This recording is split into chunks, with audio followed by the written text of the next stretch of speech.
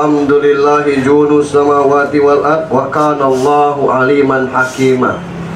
Ashhadu an la ilaha illallah wahdahu la syarikalah wa ashhadu anna Muhammadan abduhu wa rasuluh wa la nabiyya ba'd.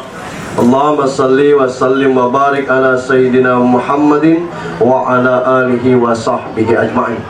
Qala Allah ta'ala fi kitabihil karim, a'udzu billahi minasy syaithanir rajim, bismillahirrahmanirrahim. Ya ayyuhalladzina amanu la tulhikum amwalukum wala auladukum an dzikrillah. Wa thumma qala aidan wal yahsal ladzina la taraku min khalfihim dzurriyyatan di'afa. Wa thumma qala aidan kullu ghulam murtahanun bil aqiqah tuzbahu anhu yaumas sabi'ah wa yahluku ra'suhu wa yusamma. Sadaqallahu azim. Bapak Ketua RT yang saya hormati, Bapak Imam Khatib Bilal Garim yang saya hormati, Adinda Pahlepi Setio sekeluarga besar yang kami hormati, Bapak Ibu, hadirin sekalian yang dirahmati Allah Subhanahu wa taala. Kita ini sejujurnya macam mana kebiasaan. Kalau kebiasaan kita ini poya-poya, maka begitu anak lahir, segala fasilitasnya ada galau di situ. Dia belum beli ngerti HP, dikasih HP mainan. Dia belum punya apa-apa lah, belum lahir, rahsia. Kalau kita terbiasa dengan siar keagamaan, itu mulai dari nyari nama, itu nyari nama yang sesuai, tanya dengan orang-orang yang paham. Kalau kita hobinya ke arah India-Indiaan, namanya bisa jadi Sahrukan itu. Kalau kita hobi dengan masalah-masalah siar keagamaan, nah ini kita merasa ada tuntutan yang harus kita tunaikan walaupun ini sunat muakkad. Alhamdulillah, akikah sudah dilaksanakan, khitan sudah dilaksanakan. Karena yang dipotong ni kambingnya cukup banyak, tidak termakan ketiwa anak beranak, dia mengundang kita ke sini. Alhamdulillah. Maaf Pak Ustaz, saya bukan sombong, saya tidak bisa makan kambing Pak Ustaz. Jangan khawatir, ada acar. Silahkan ambil acar. Kita juga bersyukur atas undangan Tio ini, kita bisa hadir. Itu banyaknya undangan Pak Ustaz, kata Ustaz wajib menghadiri. Yang wajib itu Pak, ada kriteria. Undangan 15, di antara 15 itu siapa yang sepupu dengan kita, itu yang wajib. Tidak ada yang sepupu Pak Ustaz, siapa yang sepuyang, itu yang diwajib. Tidak ada yang sepuyang Pak Ustaz, kawan galau, yang mana yang paling dekat rumah kita. Jauh galau Pak Ustaz, yang mana yang paling akrab dengan kita, itu ukurnya wajib. Kalau nak ditagang 15 galau tu mabuk kalau pajak tidak balik-balik kita. Nah itu tentang kriteria undangan yang kata orang wajib mendatangi undangan. Alhamdulillah, kita di sini dan luar biasa. Kalau sebelah utara itu mulai dari malam, kini ramailah undangan malam daripada siang. Karena malam itu kita besoknya bisa kerja dan pacak nengok biduannya. Kalau siang biduannya tidak pacak nyanyi lagi. Banyak orang dusun nak pacak nyanyi. Salam dan salawat untuk junjungan kita Nabi besar Muhammad sallallahu alaihi wasallam. Bapak Ibu yang saya hormati, kita mulai dari istilah rambut cemar. Rambut cemar itu rambut memang tercemar karena kotor. Rambut itu kotor karena dibawa dari lahir, itu rambut memang tidak bagus. Di situ bersarang setan namanya Ummu Sibyan. Maka dipangkaslah rambut itu. Aslinya seremonialnya seperti itu tadi. Kalau tidak pakai musik, itulah ada Barzanji, Sarafal Anam, atau mungkin Marhaban yang lazim kita sebut. Itu ini pengiringnya. Tapi intinya sama tuh, memotong rambut cemar. Nah, Ritual yang itu, kalau rambut siapa yang kita potong tadi? Rumaisa. Apa? Rumaisa. Nah, yang rambut Rumaisa ini belum dipotong sejak lahir, itu dipotong seluruhnya. Dicukur habis, nanti ditimbang berapa gramnya. Sedekahkanlah emas atau perak seberat rambut anak tuh. Kalau perak berapa segram sekarang? 300. Rambut itu 2 gram misalnya. Maka 600 itu masukkan ke dalam amplop 50-50, kasih ke fakir miskin atau ke rumah-rumah yatim piatu. Aslinya seperti itu. Nah, ini rambut cemar. Tapi kalau sudah dicukur rambut yang dari lahir itu, tidak bisa lagi. Belum kami buat itu, lupa Ustaz. Ini tumbuh rambut yang setelah dicukur. Jadi macam mana tu? Nah sudah, ada usah lagi. Apalagi rambut bapaknya pacak seon lah. Nah ini, jadi itu tentang masalah rambut cemar. Nah yang akikah ini luar biasa. Kalau zaman dahulu, akikah ini dilaksanakan orang kaya, orang-orang yang tokoh agama itu. Kenapa? Karena dulu berat akikah ni, tidak sepraktis sekarang. Pakai makanan berhidang, ngundang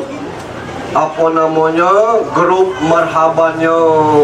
Seolah-olah kalau dahulu tidak pakai marhaban, orang ngecek akikah begini. Nah sekarang orang sudah paham akikah tu, panggil Pak Imam. Pak Imam, apa dia bilang? Kambing ikut cocok untuk akikah. Weh, besar ni, pas ni. 2 ekor ni Pak Imam, anak lanang. Nah cocok. Kebila nak akikah? Potong asar ni pula, maghrib pula kita doa akikah. Selesai urusan. Itu sederhananya akikah. Aku tidak tahu ngapa Tio nyuruh ceramah ni, awak kita lah lapar. Itu. Jadi saya ceramah sebentar, insyaAllah sebelum asar pula selesai. Lama Nah ini. Nah macam mana akikah ini? Akikah itu ada dalam hadis. Di hadisnya, kullu gulam rohinatun bil akikah. Anak-anak yang lahir itu anak siapa Pak? Itu tergadai dengan akikahnya. Maksudnya tergadai, ya sama dengan tergadai, harus ditebus itu. Motor kita tergadai, tidak ditebus, tidak pacak makan itu. Jadi anak ini cuma tidak bisa kita ngambil syafaat dari anak itu. Itu maksudnya tergadai ini. Jadi harus kita selesaikan. Apa tebusannya? Tusbahu anhu yaumas sabi'ah. Dipotong pada hari 7 rambut anak itu. Dipotong kambing pada hari ke-7 kelahiran anak itu. Cuma ini hadis, kalau ndak yang utamanya hari ke-7 kelahiran, itu langsung laksanakan akikah. Ngapa hari ke-7? Hadisnya seperti itu.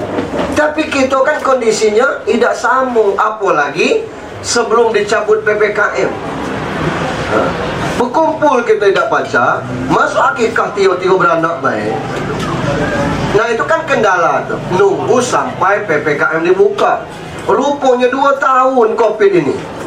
80 berjalan anak ni. Boleh? Masih boleh. Hukumnya tetap sunnah. Itu tetap sunnah hukumnya. Nah cuma kalau nak utama tu hari ke-7. Rato-rato kita hari ke-7 tu belum sempat. Ngapo?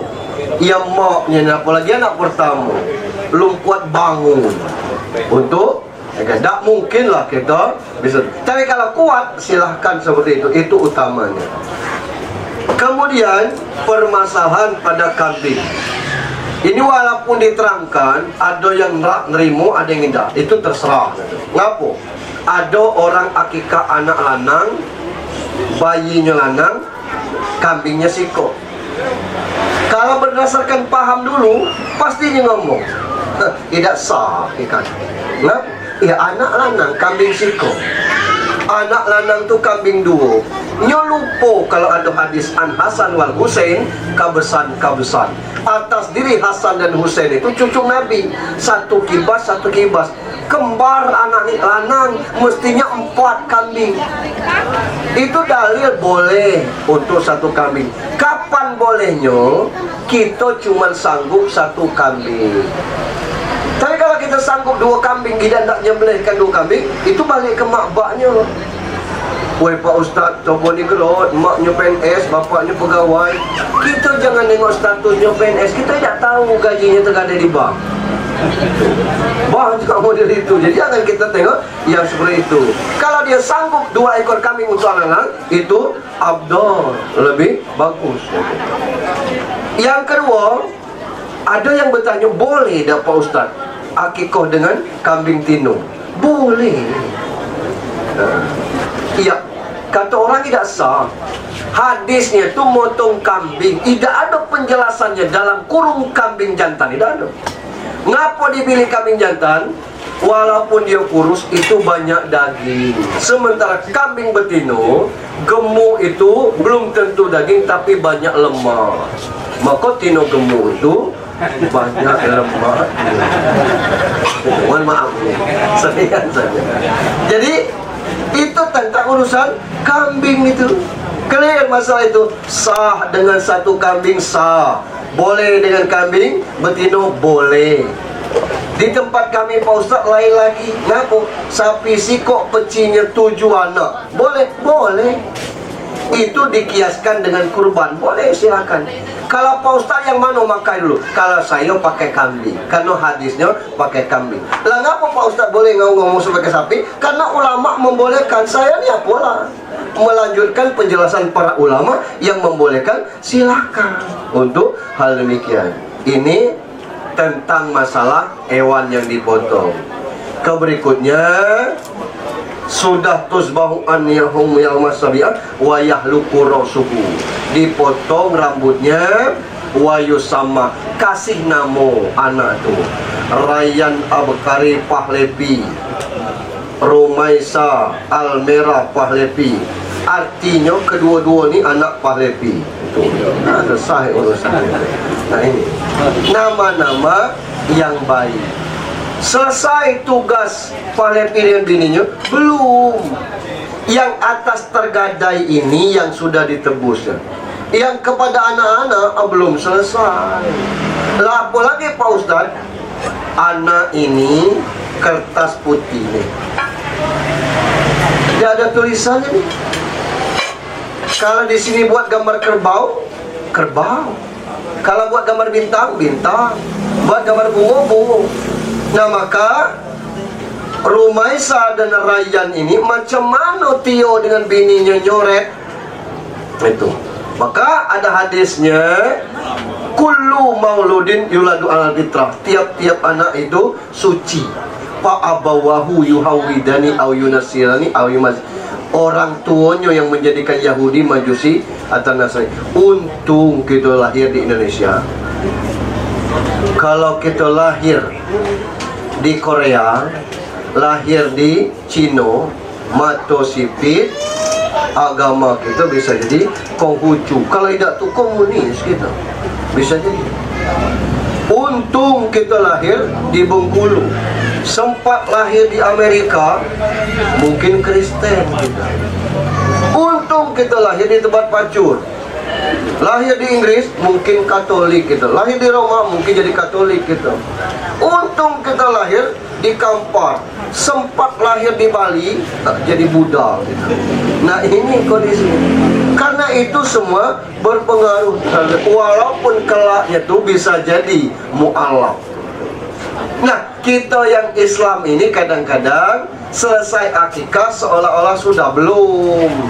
Kita galak terbalik. Yang akikahnya dilaksanakan, yang wajibnya tidak terkerja.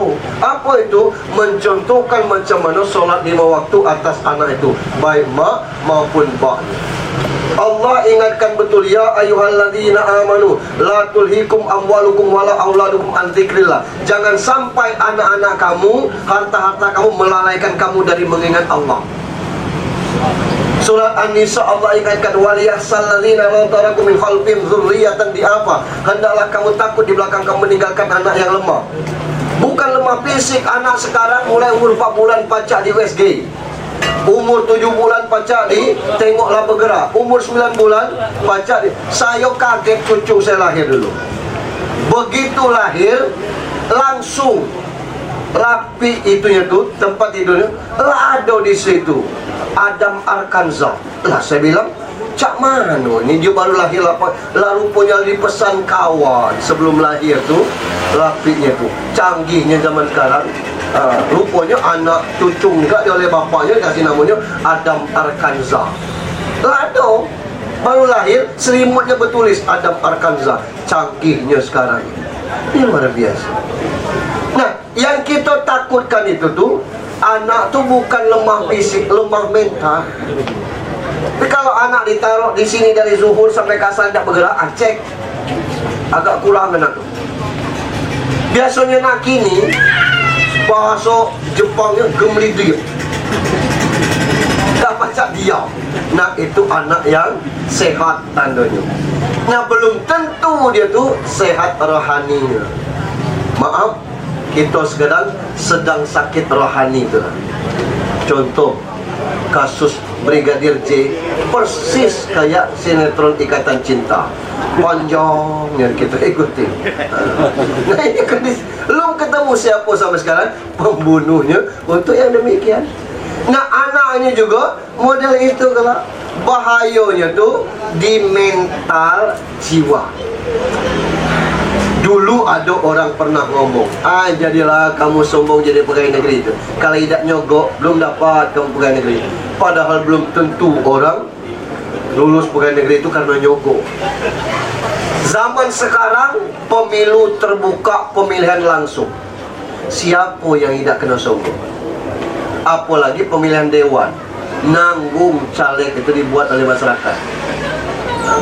Boleh masang benderawan, ya pasang, katakan jangan asal pasang tapi nunggu bendera itu enggak tuh. Oh, jadi wan 250.000 terpasang bendera lewat lusuh, beda benderanya. Bendera kita ada di belakang. Kalau pergi main ke belakang tuh ada 7 bendera di belakang. Itu kondisi calaklah rakyat daripada caleg. Apa duit ini tadi? Duit sogok lah. Itu milih dak? Halo, mana suratnya? Iya katakan itu surat pemilih. Kalau surat itu untuk apa? Tidak pakai itu baca. Surat yang abang, surat yang biru tuh. Ya lo. Jadi ya tidak usah kita milih ada suratnya. Tidak milih kawan. Dikasih surat itu Gandum Jaya berangkat. Iya salam. Apa itu namanya kalau bukan sogok? Berarti seluruhnya kita telah kenal seperti itu. Ini kondisi kita sekarang. Nah inilah yang ditengok anak. Maka saya ngeri dan balik ke dusun. Kenapa?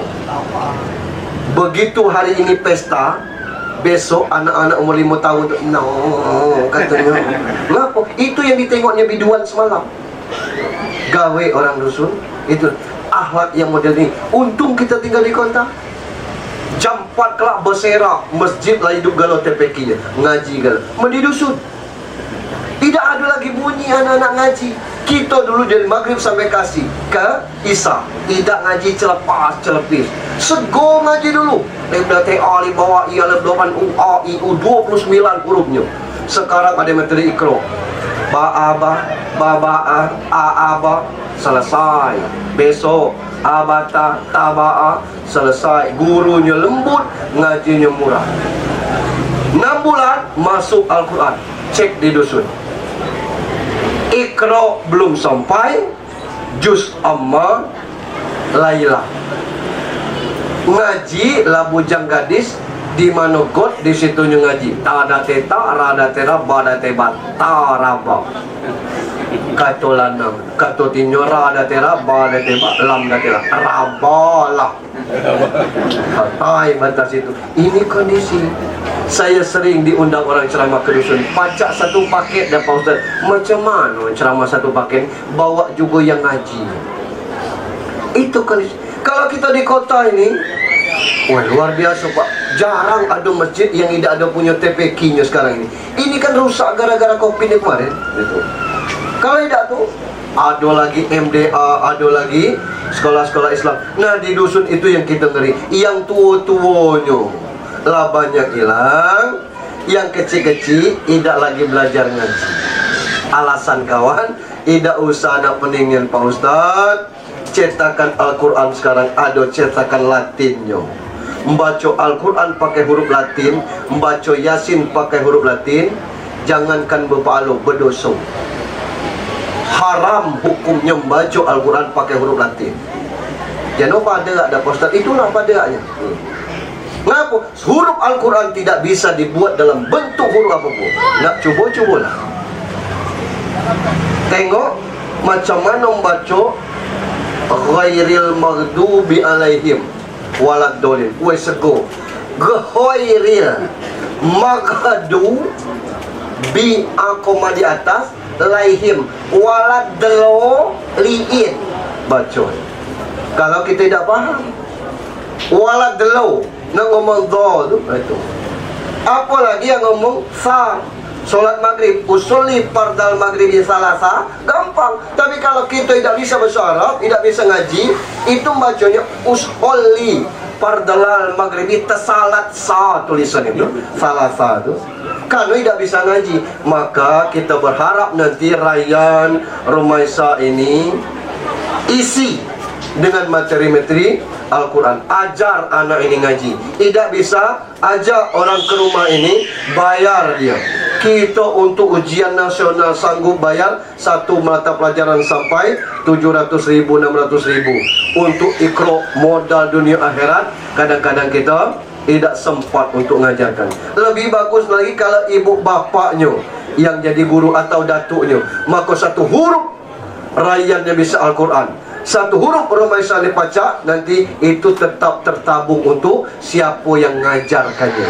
Apalagi kalau kita mak baknya cuma kadang-kadang ngajar anak orang kita lancarnya, perasaan aku ngajar anak dewe ngapo jarang berhasil. Itu tuh, itu entah ngapo model itu. Rata-rata orang model itu. Maka kalau ada guru nitip anaknya kepada orang lain, itu wajar saja. Mungkin anak itu terlalu manja. Yang kedua, kita nak marah terus kalau ngajar anak dewe itu. Nah, itu kondisi yang ada, maka ajar. Terakhir, itu dalam kehidupan kita ini, kita tidak bisa lepas lingkungan, pendidikan, dan kondisi yang ada. Nah, lingkungan ini banyak, mulai dari TV, HP. Nah, itu. Jadi jangan heran kalau sekarang ini komunikasi kita kurang. Satu duduk ngadap sini, satu duduk di sini. Kenapa? Mainan HP. Mamanya sibuk dengan jualan online, bapaknya nyelot nyari skater, anaknya main game. Tiga lengkap sudah. Ini kondisi yang ada. Ibunya sibuk dengan siaran langsung tentang orang berjualan untuk cari pakaian dicot itu. Bapaknya kata kawan nyari duit lewat nyelot. Saat nak maghrib tambah kencang dia. Yes, salam. Ini lingkungan. Pendidikan juga seperti itu. Sekarang ini hadis-hadis sudah dikangkangi. Kata hadis, ajar anakmu umur 7 tahun sholat. Umur 10 tahun tidak ada sholat, pukul. Kita mukul anak kita dewe, maknya ngasih ngantar ke polsek, ini napa polisi, bapaknya mukul anak kami, insya Allah terkurung malam. Itu kini. Jadi hadis lah kawan kangkangi. Ngapo? KDRT kata kawan. Apalagi guru. Kalau guru dulu, kini baik orang tidak pakai penghapus. Dulu penghapus itu dari kayu. Fungsinya bukan cuma ngapus kapur tuh, pacak melayang tidak pakai sayap. Aku penghapus tuh sud ke belakang tuh, woi kata gitu. Tadi kamu ini ribut kan? Itu tidak ada kita ngomong ke bapak. Ngapa muka tuh muka dipukul guru sebelah mana sebelah ini? Tang kata bapak kita sebelah sini. Itu kalau dulu. Kalau kini jangan main-main. Ada guru bentak anaknya. Ngapa? Gara-gara dibentak guru, dilapor kena. Tidak dicubit, dia bentak anak tu. Kayaknya kena gangguan anak saya. Ini secara psikologis ini merusak. Ini bisa merusak masa depan dan sebagainya. Macam-macam psikolog diundang. Ini kata psikolog, betul, ini kena mental ini. Susah penyembuhan ini, perlu terapi dan sebagainya. Dapat psikolog duit itu. Ini kondisi yang ada sekarang ini. Jadi banyak agama yang kita kangkangi. Maaf, jangan tahu-tahu diri yang tahu. Zaman saya masih merah agama, tidak naik. Tidak naik. Walaupun matematikanya 11. Saking ketinggian kan. Dapat merah agama, sudah kata gaya, tidak naik kamu. Tidak nih ya, naik. Kini tidak ada cerita pelajaran agama kawan perhatikan. Masuk ujian tidak, nak belajar dan nak belajar, sudah agama itu bukan untuk dipelajari tapi untuk diamalkan. Kata cukup. Ini kondisinya. Jadi ini mesti jeli kita nengok untuk anak-anak kita. Takut kita ke depan luar biasa. Dunia kita ni cepat sekali berubah. Bukan lagi masalah pendidikan yang kadang-kadang tidak tahu macam mana bentuknya. Dulu buku kita satu cetakannya, Balai Pustaka. Ini Budi, ini Wati, ini Iwan. Wati 3 beradik. Sudah lancar macam kini 4 jari melenti anak kita bawa buku tu. Masih juga sama baik dengan kita. Jangan dia cuba tanya kali-kalian dengan puyangnya tu, dengan datuknya. Main congok baik 49 kali sekian. Tidak usah kita ni. Lihat dulu tu 49 kali ini. Artinya bahawa bukan kita mengecilkan pendidikan sekarang, tapi kualitas zaman dahulu dengan serba terbatas itu.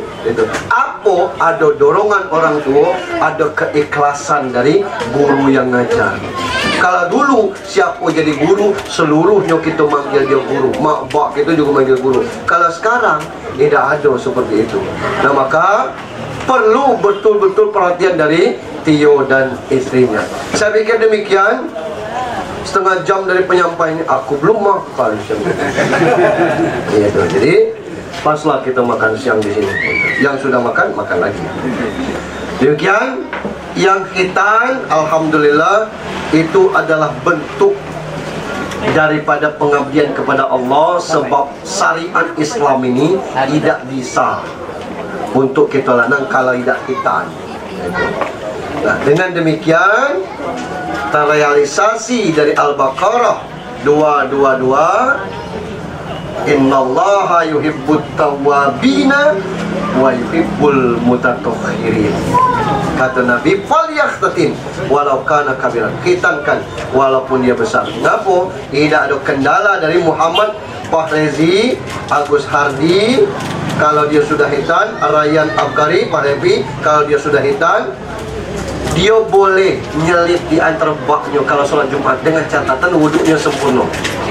Maaf, ini dikit tambahan. Ini misalnya dinding. Anak kita nak ikut sholat Jumat, sudah belum dia bersunat?